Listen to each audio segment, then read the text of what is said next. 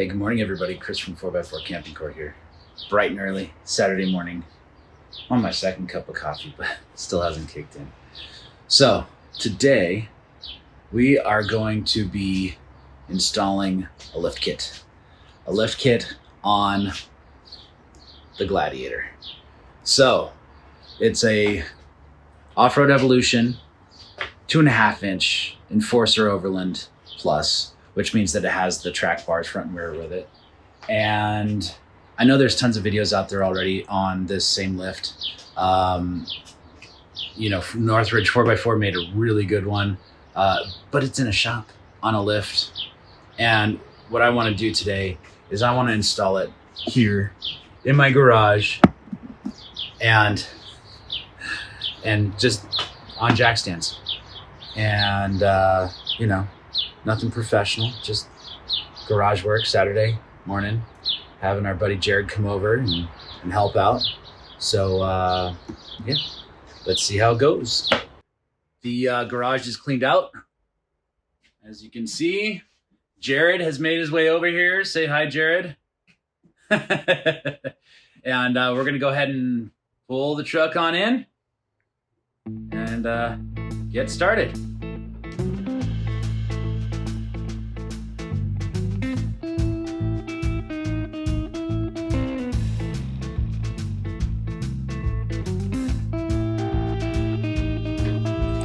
Sure. So here we go, starting on the front. Yeah, that's fine. Jacking it up. Couple jack stands and jack. Jared's doing all the work. So we are using the jack stands that I also use for leveling out the motorhome because they go up high enough. Use what you have. Use what you got. And we're being really careful here, testing as we go, making sure these things aren't going to pop out. And we are only doing the front. The back will be next, because having all 4 tires off the ground at once is super sketchy. So we're good. We are good. We are up, off, ground, and ready to actually start. Only 2 hours later. It's fun.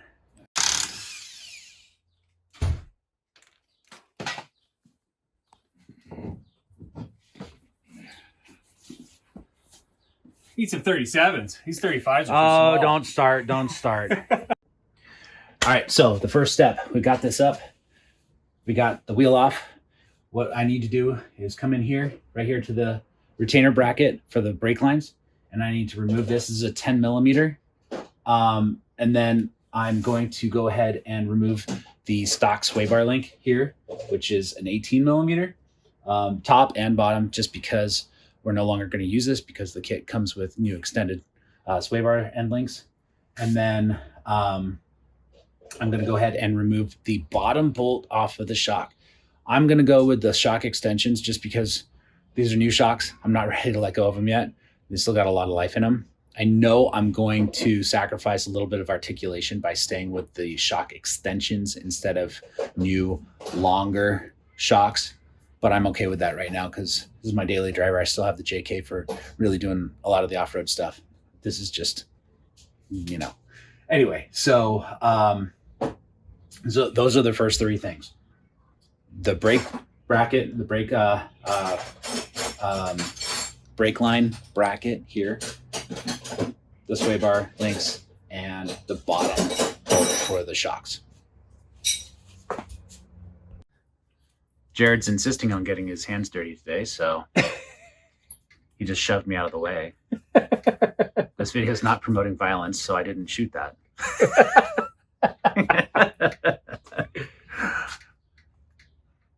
Now these gotta be new, right? New, new links, reusing the same hardware though. We also have to press the bushings into the sway bar links before we get them on. So we will show you that as well. So over here on the passenger side, Do you want me to, we have a locking tab. real quick, you want me to put it back? Nah, it's all good. Okay, go ahead. A locking tab, so you actually don't need to worry about trying to, yeah, exactly on the inside. You don't need a wrench in there. That tab moving back and forth. So pull that one off, and then we'll get the top removed. I'll be good to go. Go for it.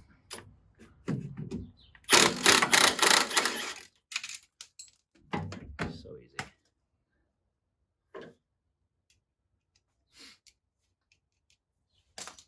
Okay. So something to keep in mind when you're taking out these sway bar links. We had our impact and we just zipped them out. But yeah, it'll be sitting on the inside. And if you look down inside, there is an Allen port right there. So you can hit your Allen in there to loosen it up. It isolates the shaft, and you can get that nut off if you don't have an impact.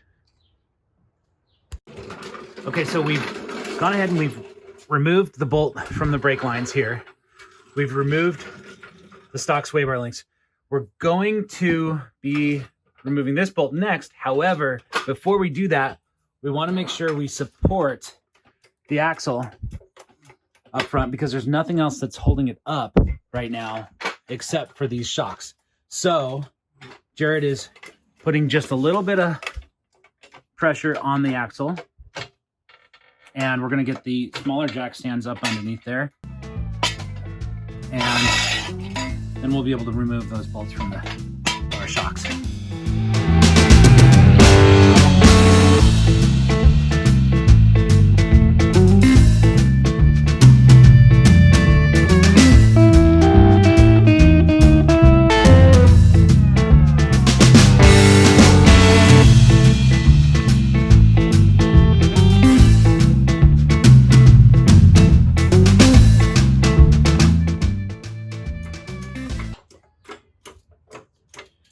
So we're taking a little bit of the stress off right there, a little down, just the hair right there, a little too far, a little back up.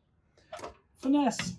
Right there, perfect. So we're using the jack again just to take the stress off of this, because this was the only thing that was holding the axle up. So we jack it up just a bit, pull that out, jack it up just a hair mark right there. That comes out just like that, and then we can let it rest on the jack stands again. We're good to go. And let's show everybody what you're doing in there. They're gonna say you're doing it wrong. Why don't you do it? Why don't you use it with a remover? Because I'm not that cool. Chrysler makes that tool. Part number.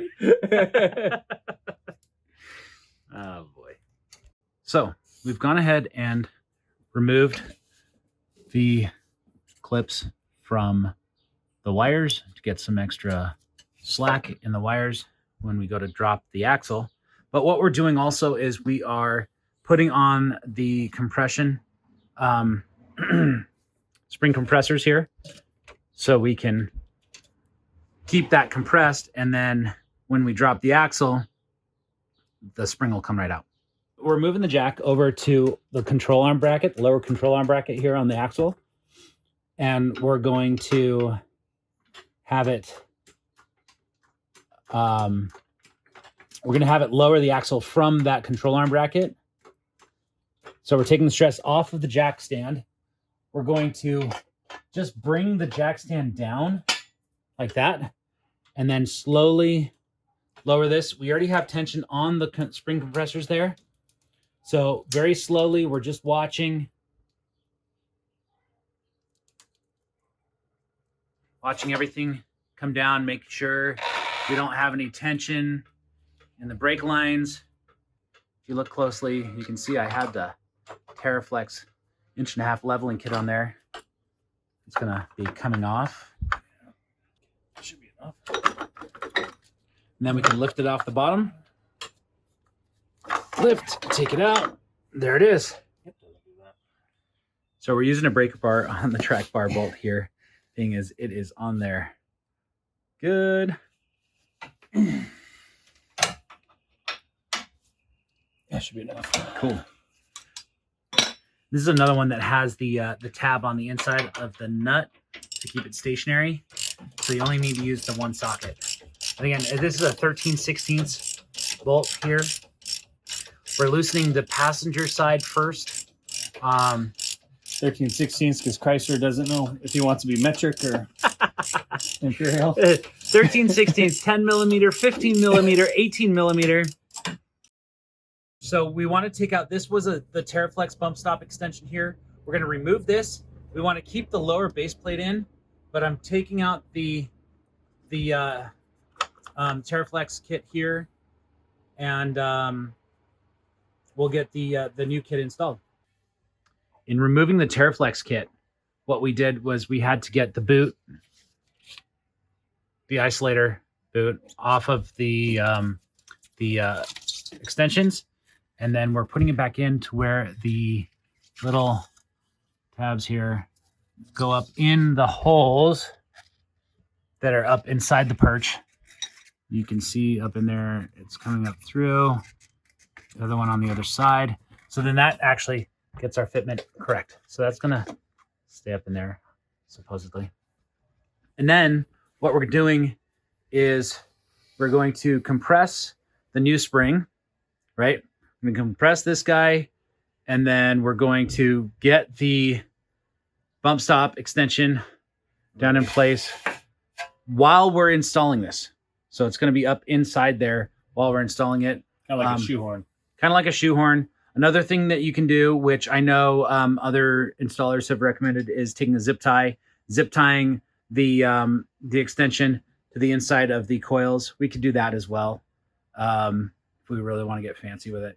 If you're doing it by, we need to make note of where the index is on the backside of the coil, right? So we have the coil and the compression pieces in the correct index, so you could access them. So yeah, so the end of the coil, the end of the coil right here should sit right in this piece right here. So you want to twist it all the way around till it hits that. So we've gone ahead and we've compressed the spring coil, or the coil spring here. We're going to go ahead and go with the zip tie method anyway, just to give it a try. Yeah. Yep. And yeah, so we've got our isolator up in there. Go ahead and swing this up in place, get it down, indexed properly. Okay, we're good. And now if you notice the compression compression tools are off. So if you're using these, you want to make sure you either line them up right, so you can access them here. So you can access them properly. We're just going to have to keep an eye on it as we start to let them go, that they don't bind up on the frame. Let me hold you in place. And whenever you're using these things, you have to be extremely careful. Balance it. Balance it, make sure.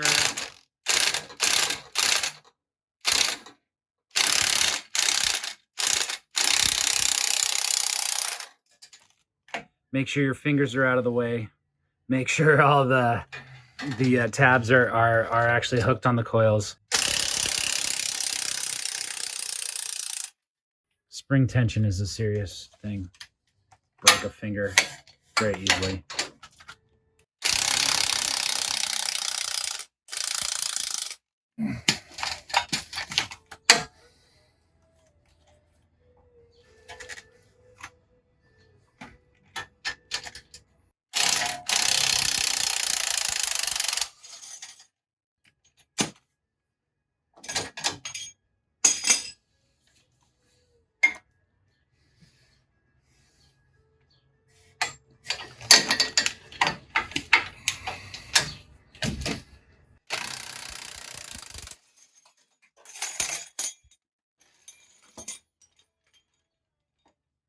Okay, and we'll just cut the zip tie off, let that drop down in place, and bolt it in place. With me struggling? Yeah, with you struggling. So Jared is here Struggling. installing the driver's side shock extension right now. There. The passenger side is already in. Let me take you over here and show you. So the shock extensions seem fairly simple, but I will say that they're not as easy as they seem. So we have the main bolt here. Down underneath, there is a grade 8 nut and bolt that you can't see. I can't really get in there. It's down there though. It's right down there. So which holds it in place as well. What we did was we actually added, that was not included in the kit, we added another washer right in here for space, so we're not compressing this distance here too much and making the too narrow for the shock to fit in place. But in manufacturing, what they did was they actually made them the same. So the driver's side and passenger side units extensions are identical, but what that does is when you have the shock extension on the passenger side, there's a split on one side. On the other side, they fold it under. With that split, they want you to overlap. You see the existing shock mount is on the outside, on this side of the bracket, and on the inside on this side of the bracket. But with the split on the same side on the passenger side, it moves the shock extension inward. I'll show you right now. So you see here, it's out. It actually moves the shock out just a hair away from the frame a little bit more. But on the driver's side, what's going to happen is it actually moves it in. Mind you, it's only a little bit. You know, it's what, maybe a 1/4 inch, not even a 1/4 inch, 1/8 of an inch. But still, the shock body, the back of the shock body will be just a hair closer to the frame rail on the driver's side. So the sooner I can get new shocks, the better. So we are pushing the bushings into the new extended sway bar links here. So we don't have a press. We're doing garage style press. Now we did a little silicone just to allow it to come in. Just do a little bit, allow it to rest, a little bit, allow it to rest.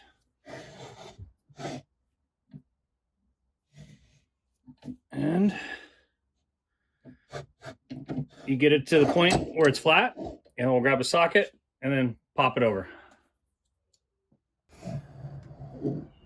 So now with that socket in place, what it'll allow the bushing to do is come through all the way without the other end of the vise holding it in, holding it from going all the way through. And in that case, went a little far. Oh, a little too far. Which will make it in the middle. We got 4 to do. Well, we got 8. Got the rear sway bars too. That's true.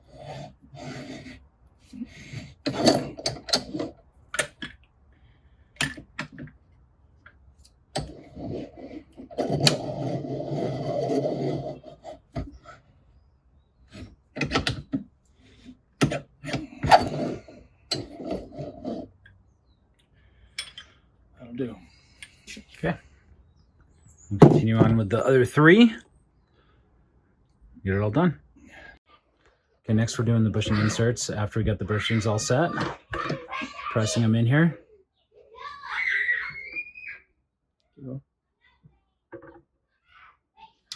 We used a little lubricant to make it easy. It wouldn't stick. You just see we're going back and forth just to keep it from binding.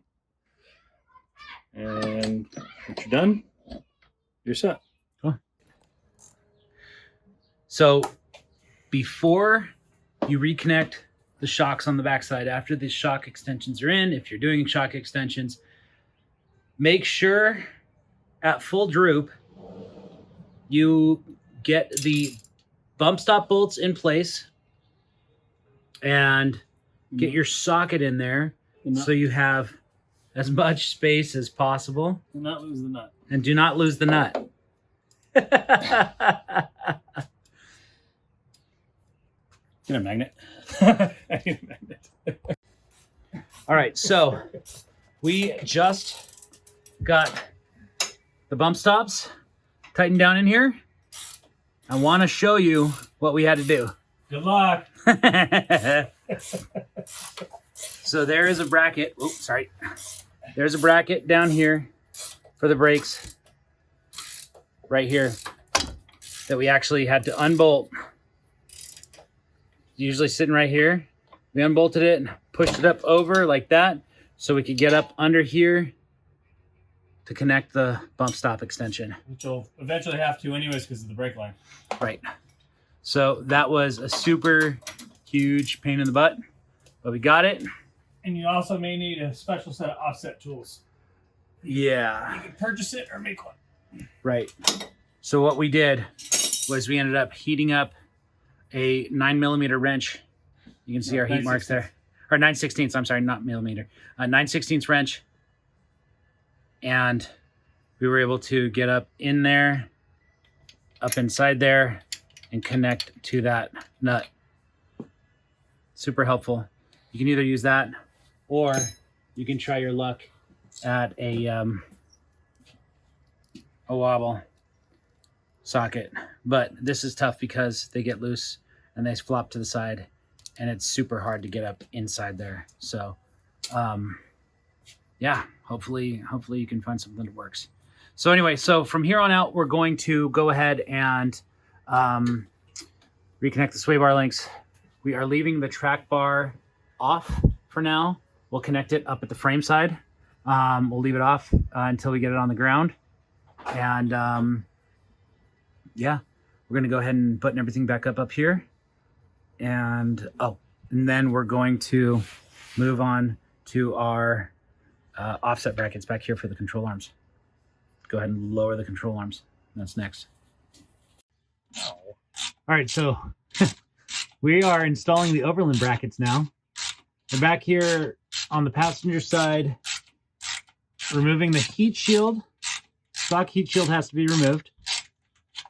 And this bracket, these brackets are side specific, even though they don't say they are. Kind of have to look at the picture, but let me get out here really quick and I'll explain it. So now we have the bracket here. We can kind of show you what we're talking about. The angle should be going in from the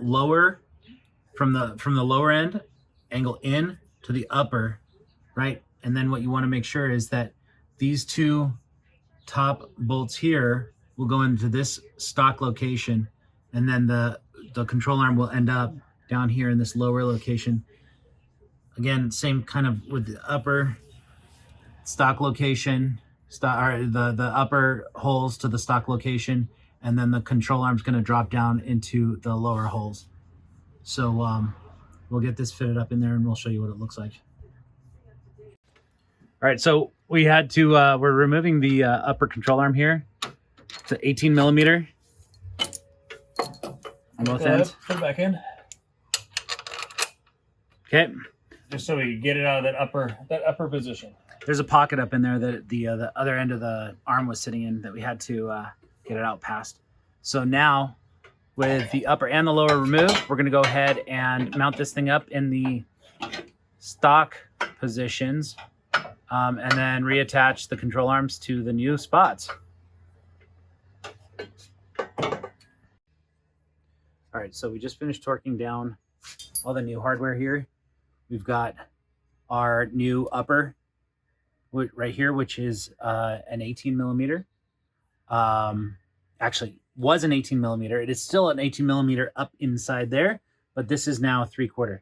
So then here we have the existing 24mm, which is converting to a 15/16 here. So just something to keep in mind when you're looking for the right tools.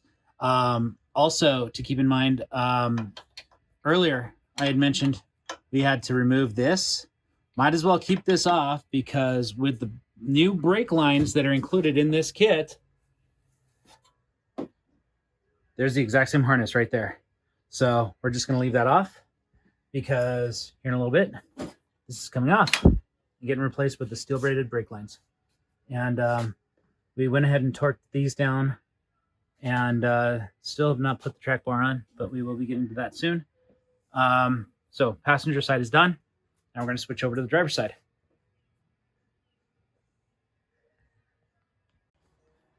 So we've now completed the bracket on this side, control arm bracket. Tightened everything down. And we went ahead and removed the brake line bracket on this side. So next thing to do is swap out for the steel braided brake lines. Now there is a bit of a bow in the coil. I'm going to see if I can adjust that to get it out. The track bar, when we removed the stock track bar, the axle did shift to the passenger side. So I'm wondering if putting in the Off-Road Evolution track bar is going to correct that, but we'll find out.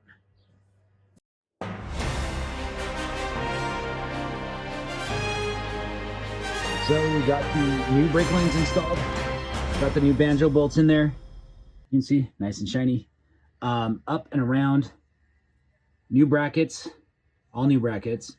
One of the things that I want to mention is that there was a secondary bracket here from the factory that obviously Evo Manufacturing felt wasn't necessary, only because they do offer the aftermarket control arms. I'm assuming that's why they didn't have it. It's not there. There is a little bit of play here. It's not too bad. I might try to do something to kind of limit that play in the future, but not bad. Another thing I want to mention is that the instructions do not tell you to reinstall this bracket before putting the brake lines on, but then all of a sudden they they say to remove this fitting right here without removing this bracket. But on the previous steps, they were saying to remove this to drop the axle to install the suspension. So just keep that in mind. Reinstall this bracket before you loosen this connection right here. And just so you know, back in here, they call out for a 16 millimeter and a 12 millimeter. Half inch, 5/8 works just fine. Okay, half inch on this side, on the rigid side, and 5/8 on the flex side works just fine. And then for the Evo replacement, it's a 3/4, and still use the 12 millimeter on the stock side. So there you go. There it is. Now we're gonna replace the wheels. As you can see, we've already done on the other side, and replace this wheel here, and bleed the brakes, and install our track bar in front, and it will be complete. And we can move on to the rear. All right, guys. So day 2. Last night we finished late, probably about 11 o'clock or so, and bleeding the brakes in the front. Reinstalled the track bar, and we ended up having to use a ratcheting tie down to pull the axle in line with the frame. It was only off by about an inch or so, but we did that. We got it all aligned in front. And today I'm on my own. I am going to be doing the rear, but let me give you a quick look at what it looks like in the front now with the lift here. So here is the front done.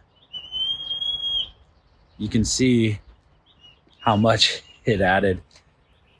I have a pre-runner look going on right now.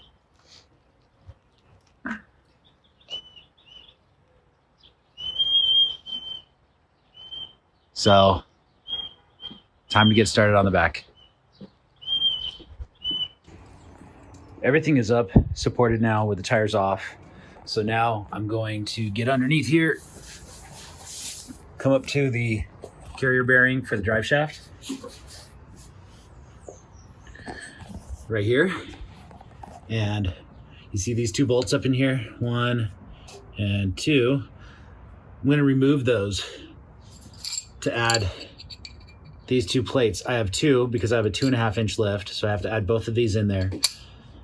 The bolts are a 5/8 socket. I'm gonna remove one. I'm gonna remove just one. Then get the 2 plates up in there on this side, and then reinsert the bolt on this side.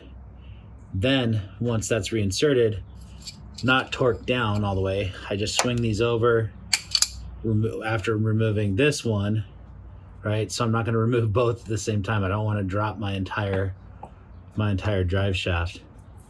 So I'm gonna go ahead and do that right now.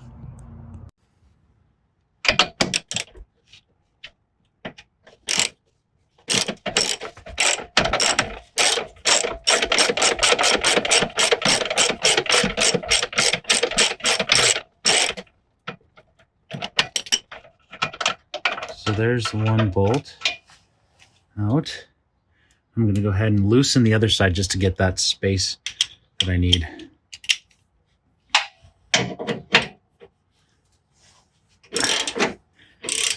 See, it's starting to drop. It's probably enough. Get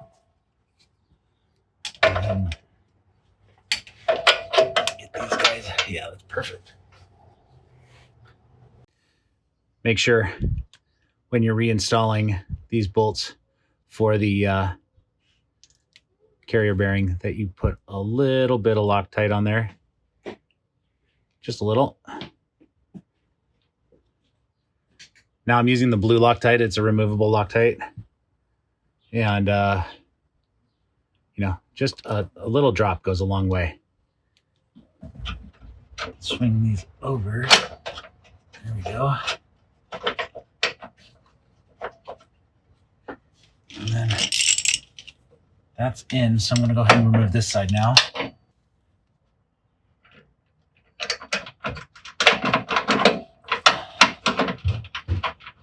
Good thing is it's not that heavy. So, got that bolt started again. Making sure everything is nice and centered. And then neutral, nothing's binding, neutral position there.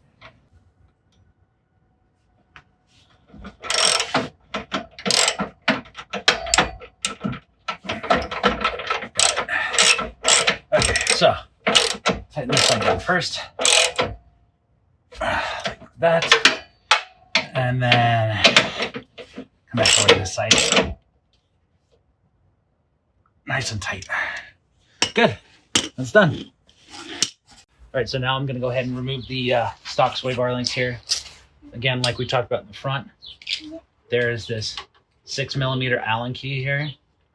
So what I'm gonna do is I have my ratcheting box end, 18mm bolt. I can hold it just like this. Break this loose. This keeps the stud stationary while I remove the nut.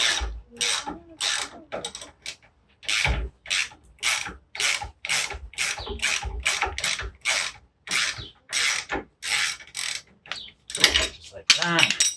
There's the bottom, and the top is a lot easier. Just like that.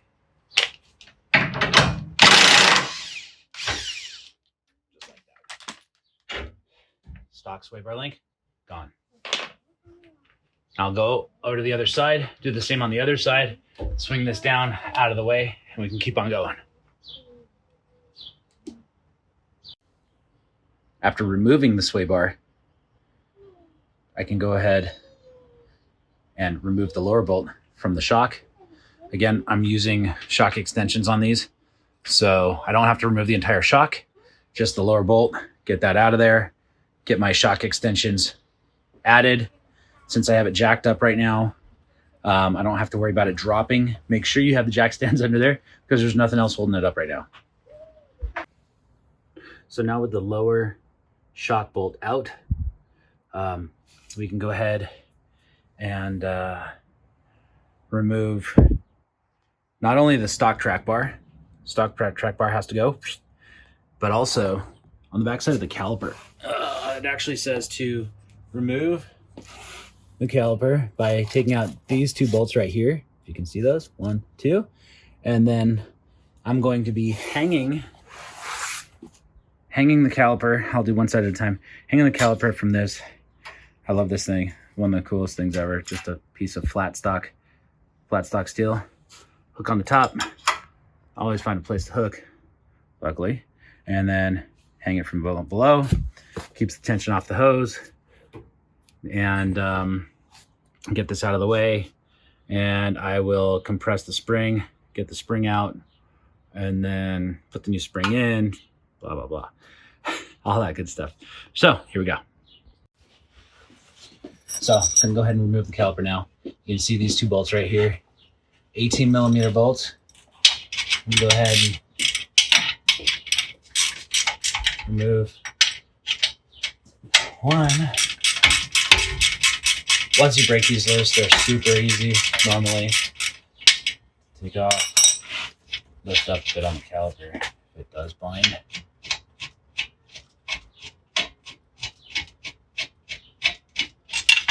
One.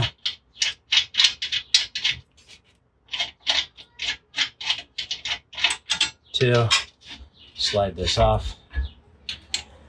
And watch out for any wires or anything that may be hanging out.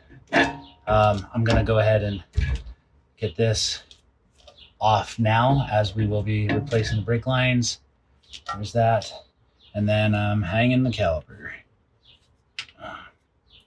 You know, I may have just jinxed myself saying that I always found a decent place to hang this from, because that's actually too long. So I'll find a place to put this and get right back to you. So finally found a good spot to hang the caliper. Got that up out of the way. Now go ahead and get the track bar out. And I'm going to go ahead and install the shock extensions or shock extension on this side now. And then I'll worry about taking the spring out later.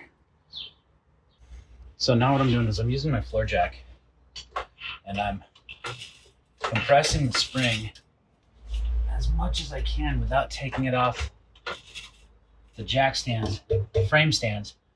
Then I'm gonna use my compression brackets, get them up inside there, and then I'll drop the whole thing, make this floor jack do most of the work for me.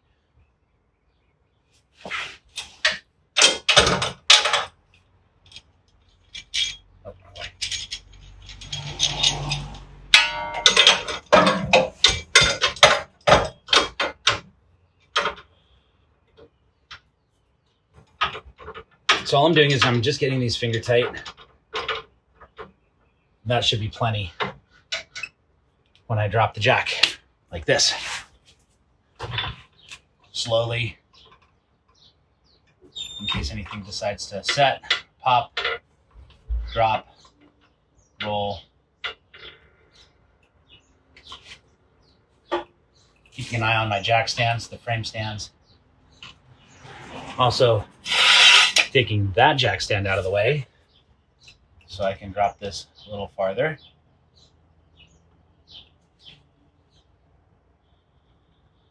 My coil is coming down.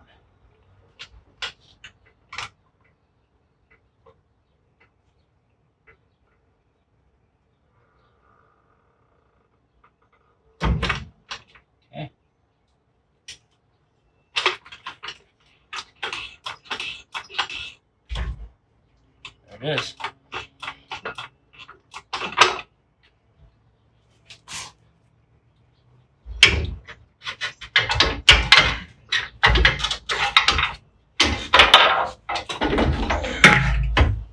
Stock coil out.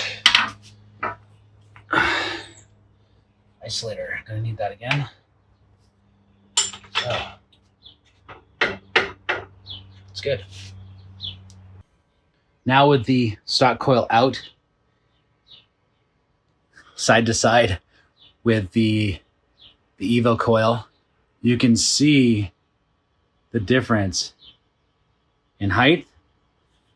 But what's interesting is almost the exact same diameter and same coil spacing until you get down to the bottom where they turn into a dual rate.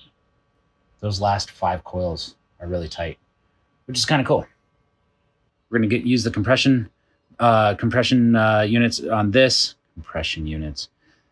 The compression bolts, devices, whatever they are. We're going to use them over on this side. Get that down and get it up in here. Keeping in mind, we want to get our isolation pad up, in, and oriented with the knob in the hole up in there. We'll do that next.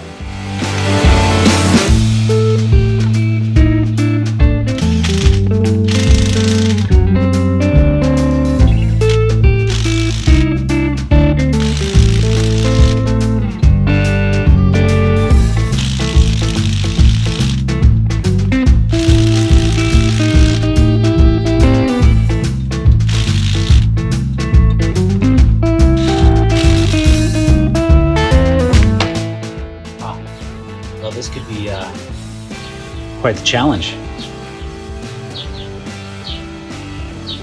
Yeah, I may have to drop this even farther. That's all we can do here. So I was able to get the coil up in there. I had to drop the other side down level. When you loosen the control arm bolt, it does let it drop more. I had to loosen mine, and then I'll torque them back up once I have the wheels put back together. But, and that did help as well. So now I'm going to go ahead and jack it back up and reattach the shock just so it's held in place. But I'm going to put the jack stand back underneath once I jack it back up and take the compression fittings off of there. And then put together the caliper and everything and keep on going.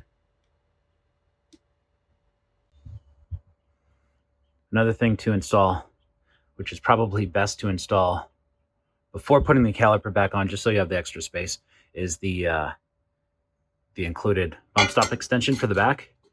The instructions say to only use the factory mounting hardware, so there's offset holes, one in the front, one in the back, alternating corners. So I'm going to go ahead and do that. I am mounting it. There's a slight angle to it. I'm mounting it forward because as the lift flexes, or as the rear axle flexes up, it's going to come up on a radius, just so I get the proper seating on the bump stop. And I'm also going to be using Loctite for these bolts, so I don't have to come back and try to get in there again and tighten them up periodically. All right, so I am doing these shock extensions in the rear. Apparently this is a fairly new product, at least right now, for Evo manufacturing. So I wasn't able to find the directions. However, I can tell you it's pretty straightforward. You have the original hardware, from the manufacturer, the shock bolt here, with the crush sleeve inside to make sure you keep your distance.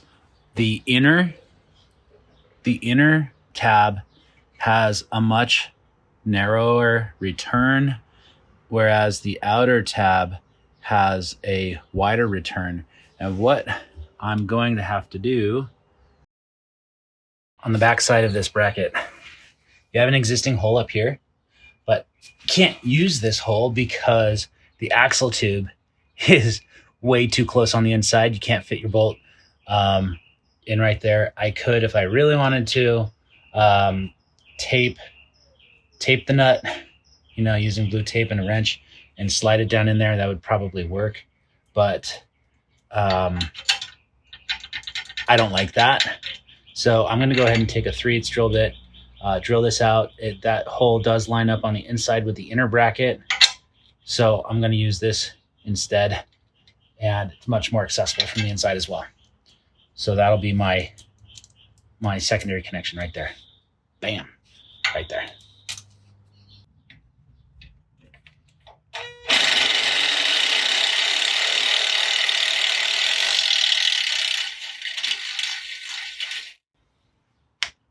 There. Now onto the other side. So now with the bolt started in place right here, it's a 9/16. I'm gonna go ahead and tighten this down now, and tighten down all the stock hardware, or all the hardware for the extension. So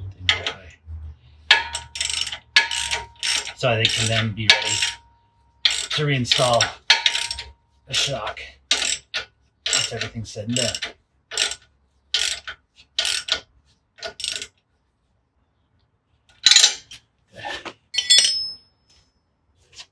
Okay. Now it's time to go ahead and remove track bar.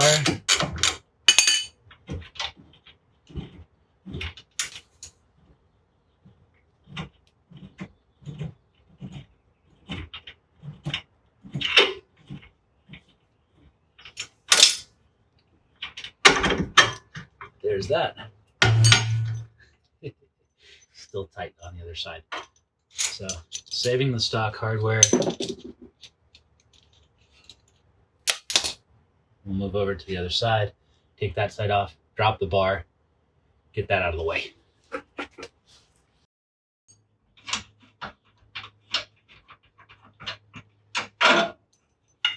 Stock track bar gone. Putting the hardware back in place so we don't misplace it. And on to the next. So after getting the bump stop extension in place, bolted down, shock reinstalled on the extension, the spring is in place, rotated so it aligns the way it's supposed to. I got my sway bar link bolted on the top side. Don't have it on the bottom side yet. Down there. I've got to get my track bar in place. I won't adjust that though until I'm down on the ground. So now that'll be in a minute. So now I'm going to go ahead and put the calipers back on. I've already got the other side. If you look through, the other side is done. I've got the caliper back on. So I'm going to go ahead and get this caliper back on. Then I can do the brake lines. The brake lines are going to go from this connection point right here. Remember, do not disconnect, or when you're loosen it from, don't undo this bracket. I mean, you want to loosen it from the 5/8 here and the 12 millimeter here. Take this line off. You got a 15 millimeter with the 2 new banjo bolts for the connection at the caliper. Bleed the brakes, and that's it. Put the wheels back on and done deal. Obviously, I'm gonna bleed the brakes after the wheels are back on, and it's on the ground. So I'll be bleeding the brakes and doing the track bar at the same time. So just about wrapped up. I've got to say, I think that the rear is a heck of a lot easier than the front, but I am dying to see how this thing looks now, and I'm almost there. I'm really getting stoked here. So got the new steel braided brake line installed. Again, on top it was a 12 millimeter On the bottom, the new one is a 3/4. The old one was a 5/8. But on the back here, the flare was easy enough to take off with just holding that in place. So yeah, 12 millimeter, 3/4, new line in place. I've got it clear of the bump stop, hopefully clear of the back of the wheel. It's my biggest concern is getting it caught up in the wheel, but it should be okay. And then coming down here, what I'm going to actually do is there's this retainer clip right here for the ABS line. I've bent it up, so it gives me, I still have slack down in here. There's still plenty of play there, so it's not taut. But then in coming up, I think what I'm going to do is I'm going to put one zip tie on each side, one zip tie right here to kind of hold it in place, to keep the wire from wanting to flop over there, because it's flopping over here and it's actually hitting the axle in a spot that's not even protected on the wire, really. There's this little sheath, but yeah. So I'm going to go ahead and zip tie this to this, making sure it stays away from that.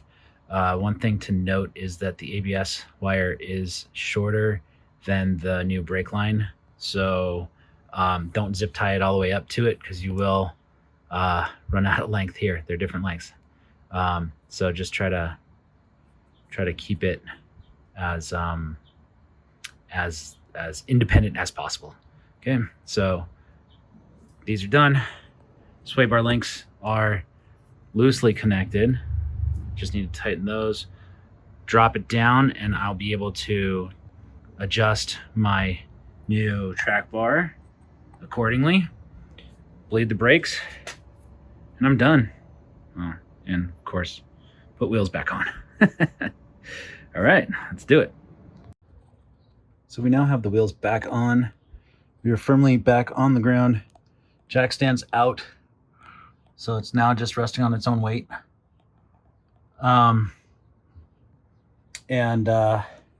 What I've done is I've measured from the bump stop here at the peak down to the rim.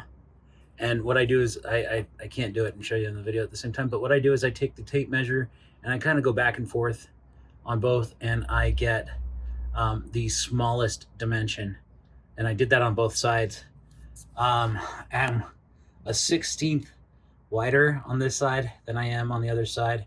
I'm not really going to worry about that too much, because it's that's pretty tight. So anyway, now I'm going to come in here. I'm going to tighten down my lock nut here, tighten this down here, tighten these 13/16 bolts here and there, and then bleed the brakes and give it a quick rundown, shakedown out on the street. Hopefully nothing falls apart. I'm just kidding. No, this is awesome. So here it is, the finished lift. You can see it doesn't look like a pre-runner anymore. It actually leveled out really nice. It still has a little bit of a rake in the front, but that's not a problem. When I'm putting stuff in the back, it still keeps, it doesn't look like it's sagging in the back. Here's a before and after. You can see up top was the little bit less. Down below, a little more gap in the fender, but that has since changed. Here's another shot down in Landers, where you can see that the level is really nice there. And then here is the shakedown run. We found a little bit of snow up in Lytle Creek, and this thing is so smooth. Driving it on the trail, on the street, it's fantastic. So again, I'd just like to say thanks for watching. Hit that button for like, subscribe, and we hope to see you out on the trails.